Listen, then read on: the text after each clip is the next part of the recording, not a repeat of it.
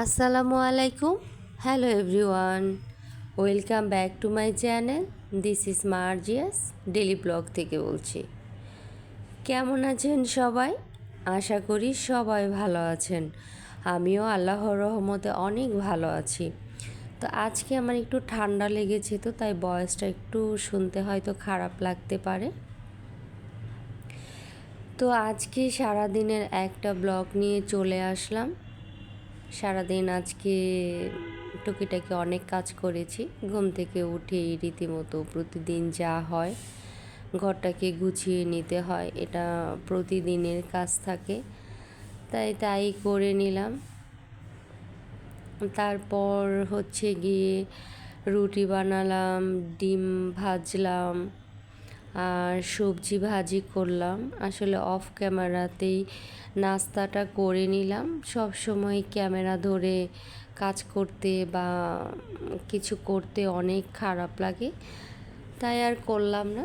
সকালবেলা রান্নাঘরটা ক্লিন করে নাস্তাটা বানিয়ে নাস্তাটা অফ ক্যামেরাতে খেয়ে ফেললাম।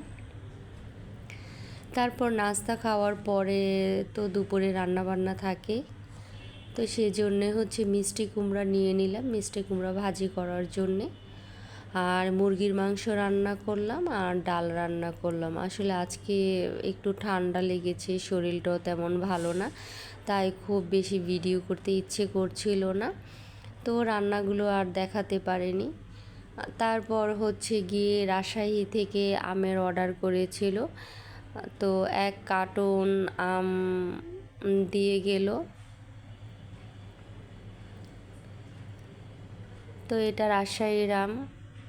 কার্টনটা আসলো, আসার পরে আমি একটু খুলে ভিডিও করে নিলাম। আমগুলো এত মিষ্টি ছিল।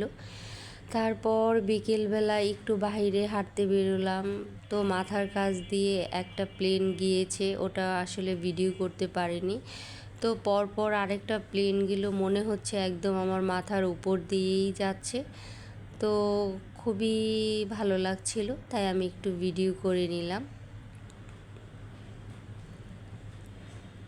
তারপর হচ্ছে রাস্তার পাশে ফুল বিক্রি করছিল।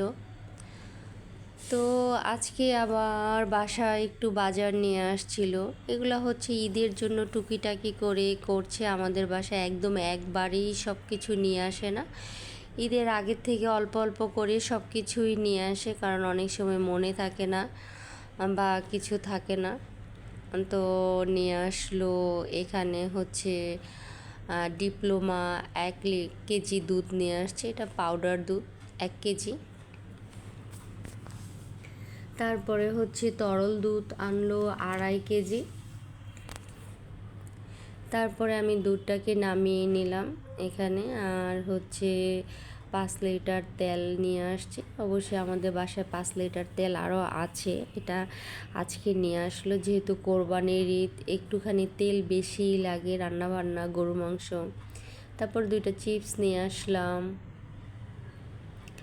তো সব কিছু সুন্দর করে আমি একটু নামিয়ে নিলাম, তারপরে ভিডিও করে নিলাম। তো দুধগুলো ফ্রিজে রেখে দিলাম। তারপরে সেমাই নিয়ে আসলো, আর হচ্ছে সেমাইগুলো নিলাম। এটা লাচ্ছি সেমাই, আমার কাছে ভীষণ ভালো লাগে লাচ্ছি সেমাই খেতে। আর একটু কালারফুল সেমাই আমি খুব পছন্দ, আমার এত ভালো লাগে কালারফুল সেমাই খেতে। তো এই কালারফুল সেমাই নিয়ে আসলো। তারপরে 10 কেজি পেঁয়াজ নিয়ে আসলো। বাসার মধ্যে আরও 5 কেজি পেঁয়াজ ছিল, তাই 10 কেজি নিয়ে আসছে। আর হচ্ছে রসুনও ছিল 2 কেজির মতো, আরও 1 কেজি রসুন নিয়ে আসলো। তো এগুলাকে সব সুন্দর করে নামিয়ে একটু গুছিয়ে নিলাম, কারণ ঈদের তো আর খুব বেশি দিন নেই, তাই টুকিটাকি যা বাজারঘাট আছে এগুলো আস্তে আস্তে করে ফেলছে। আর হচ্ছে একবারে বাজার আনতে খুব কষ্ট হয়, এজন্য অল্প অল্প করে যখনই সময় পায় এটা সেটা টুকটাক করে নিয়ে আসে। তো আমি সবগুলোকে একটু ভিডিও করে নিলাম, তারপরে একটুখানি গুছিয়ে রাখলাম সুন্দর করে। তো বিকেলবেলা খুব খেতে ইচ্ছে করলো বুটের হালুয়া, তারপরে ভাবলাম যে একটু বুটের হালুয়া খাবো, কারণ খুবই ইচ্ছে করছে খেতে। তো বুটের হালুয়াটা মাই বানালো। আমার যেহেতু আজকে ভালো লাগছিল না, তাই বুট সিদ্ধ করে তারপরে ব্লেন্ডারে ব্লেন্ড করে নিয়েছে। আর হচ্ছে ইচ্ছে করছিল না ভিডিও করতে, তাই করিনি। তারপর যখন প্রায় হয়ে গিয়েছে তখন একটুখানি ভিডিও করে নিলাম। তারপরে এর সাথে বানালো রুটি।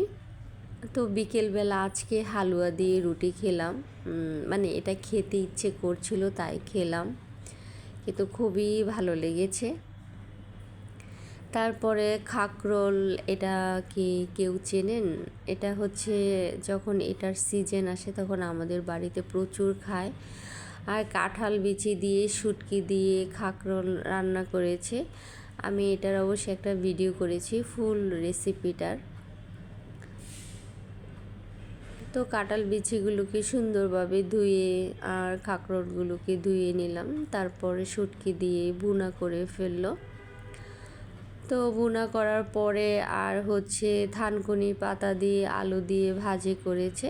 আর হচ্ছে দুপুরবেলার যে মুরগির মাংস ছিল, তারপরে ডাল ছিল, এজন্য আর বেশি কিছু ঝামেলা করেনি। রাতের বেলা তো দিনের তরকারি আর হচ্ছে রাতে ভাজি আর শুটকি তরকারি। তো এটা রান্না করে নিলাম। তারপর তো রাতে খাওয়া দাওয়া করে ফেললাম। ও তার মাঝখানে দিয়ে আবার আম খেলাম, পুরি খেলাম। বাট আম খেয়েছি, ভিডিও করতে ইচ্ছে করেনি, তাই আর করিনি। কারণ বাসায় প্রচুর আম নিয়ে আসছে রাজশাহী থেকে অর্ডার দিয়ে। তো দেখা গেল যে যখন ইচ্ছে হচ্ছে তখনই কেটে কেটে খাচ্ছিলাম।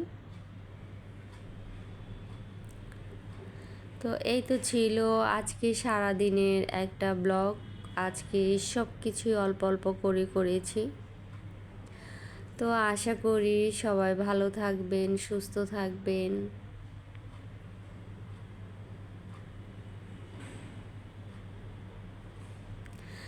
আর এই খাকরোল কিন্তু এত পরিমাণ খেতে ভালো লাগে যে যদি ভালো করে রান্না করে। তাছাড়া হচ্ছে এটা আমাদের গ্রামে এই খাকরোলটা প্রচুর হয়ে থাকে আর সবাই কম বেশি এটা খেয়ে থাকে। এটার সিজন আসলে মোটামুটি আমাদের বাসায় প্রায়ই রান্না হয়। আর এটা খেলে সবাই বলে আর কি, আমাদের গ্রামের ওরা বলতো যে যাদের শরীরে অনেক ব্যথা থাকে সেই ব্যথাগুলো দূর হয়ে যায়। আর এটা খেতেও খুব ভালো লাগে। খাবারটা যদি খুব সুন্দরভাবে রান্না করতে পারে, আর আমাদের তো ভীষণ পছন্দ।